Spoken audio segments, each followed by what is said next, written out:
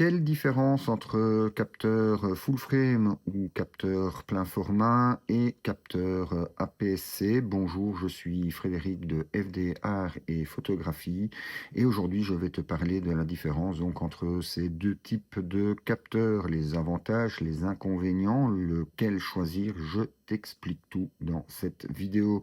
Alors la première différence, c'est la taille.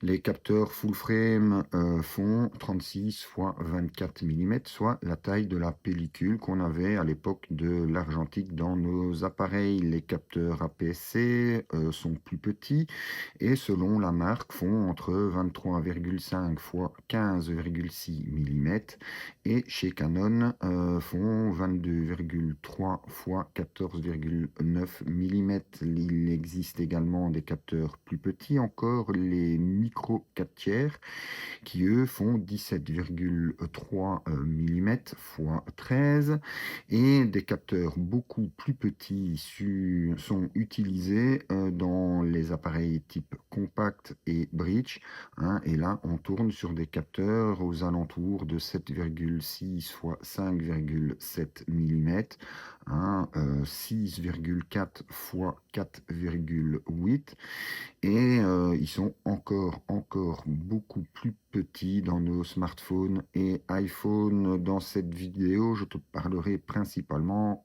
des deux premiers capteurs, hein, que sont le full frame et l'APS-C.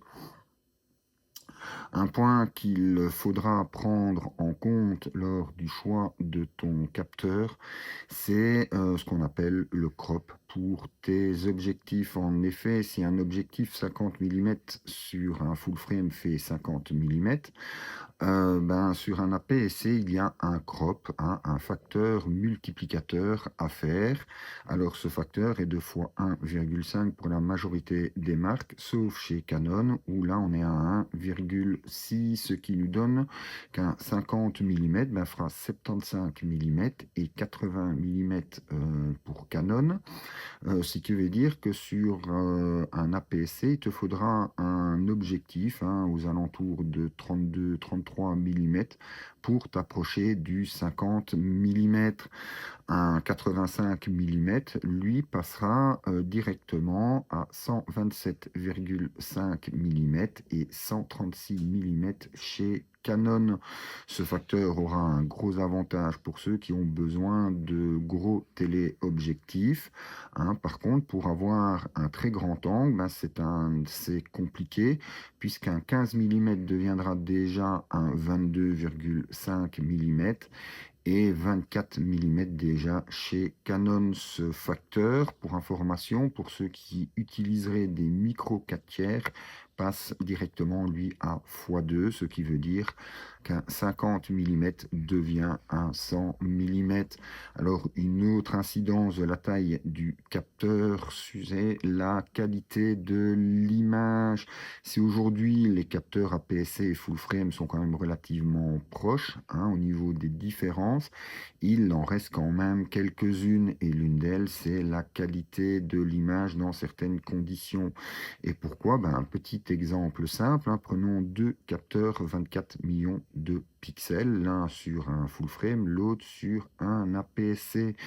Ben, c'est pas difficile de comprendre et de se rendre compte que les pixels vont être beaucoup plus petites sur l'APS-C. Qui dit plus petit, dit moins d'informations qui vont pouvoir être emmagasinées et enregistrées. Ainsi, le full frame, lui étant plus grand, va pouvoir emmagasiner beaucoup plus de lumière, va pouvoir emmagasiner beaucoup plus d'informations, ce qui signifie que tu pourras avoir, avec les mêmes réglages, ben, de plus beaux flous d'arrière-plan, de plus beaux bokeh, travailler beaucoup plus en basse lumière avec un full frame par rapport à ton APS-C. Alors les avantages et inconvénients, bah, tu vas vite te rendre compte que les avantages de l'un sont en fait les inconvénients de l'autre. Donc pour le full frame, l'inconvénient, c'est le prix qui est beaucoup plus élevé, aussi bien pour les boîtiers que pour les objectifs. La taille qui est également, hein, plus lourde, hein, le poids est beaucoup plus lourd, pour ce type d'appareil. Ils sont un peu plus grands, un peu plus lourds. Donc voilà les inconvénients du full frame. Les APS-C, ben, le gros inconvénient, c'est la qualité de l'image, surtout en basse lumière. Hein, le nombre d'informations que tu vas pouvoir récupérer dans ton image, hein, au moment de la retouche, tu risques à certains moments de manquer d'informations pour pouvoir récupérer une image qui aura peut-être été un petit peu ratée au moment de la prise de vue, et la profondeur de champ, ben, donc, qui est plus courte sur donc les APS-C. Le facteur multiplicateur, lui, étant ben, aussi bien un avantage qu'un inconvénient en fonction du type de photographie et du type d'objectif que tu vas utiliser. Alors, quel capteur choisir? Ben, comme tu l'as vu, hein, chacun a ses avantages, ses inconvénients. Alors, personnellement, j'ai utilisé durant des années les deux capteurs, que ce soit en portrait, en mariage, en basse lumière, hein, en concert. Ça me permettait en fait de jouer avec mes objectifs, hein. J'avais 2 objectifs différents montés, et ainsi, ben, mon 70-200 devenait un 112 320 sur mon appareil APC. Par contre, gros souci que j'avais en concert, c'est que, ben, en basse lumière, à même ouverture, de l'un à l'autre, ben, j'avais beaucoup plus de bruit sur mes images, hein, en APS-C, hein, ce qui pouvait, ben, à certains moments, ben, me forcer à jeter des photos que j'avais prises, qui pourtant étaient très belles, mais étaient beaucoup trop bruitées pour être données aux clients. Alors en conclusion, je conseillerais le full frame pour le portrait, la basse lumière, la photo de paysage, tandis que l'APS-C, lui, sera privilégié pour ceux qui font de l'animalier, du sport, de la macro, là où on a en général besoin d'objectifs, de téléobjectifs, mais rien, bien évidemment, ne t'empêche de faire du portrait ou de la basse lumière avec ce type de capteur, hein, avec le capteur APS-C. Il te faudra juste penser à deux choses au moment de l'achat de tes objectifs.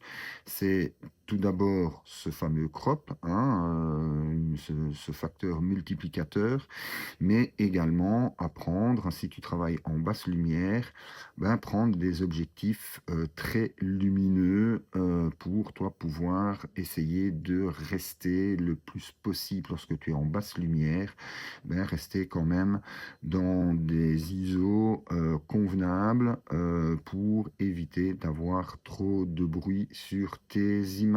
Alors n'hésite pas à me dire en commentaire quel type de photographie toi tu fais, quel type de capteur tu as.